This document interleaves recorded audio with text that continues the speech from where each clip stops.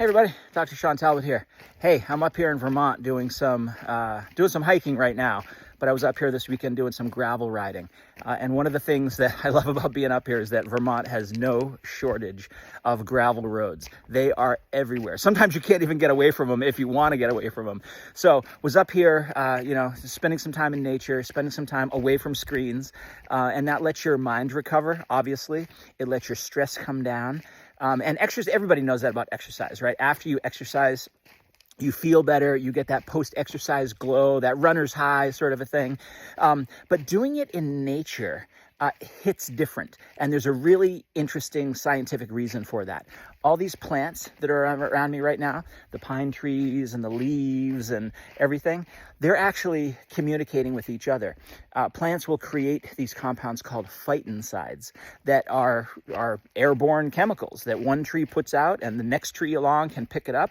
And it's the way that they communicate. It's their vocabulary, it's their language. They typically use it to communicate between each other about, diseases and things like that. A caterpillar is on my tree and it's eating the leaves, and it will send a signal to the next tree over to start making an anti-caterpillar pesticide. So when the caterpillars jump over there, that tree is more protected. And so that's good for the trees, right? It's the way that they communicate about different stresses that they find in their environment. But that also communicates with us.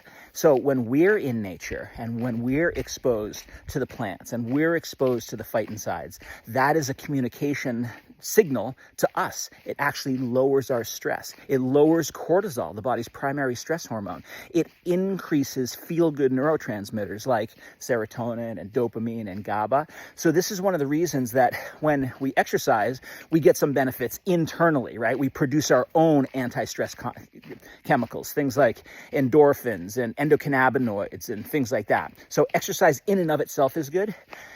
Nature in and of itself is good. So you don't have to exercise in nature. You can just go out and be in nature. Instead of being out there doing something, just go out there and be yourself. Be a human in the middle of nature. It's going to be really good for you. But when you can combine those two, nature plus exercise at the same time, it hits different, and you're going to want to come back for more.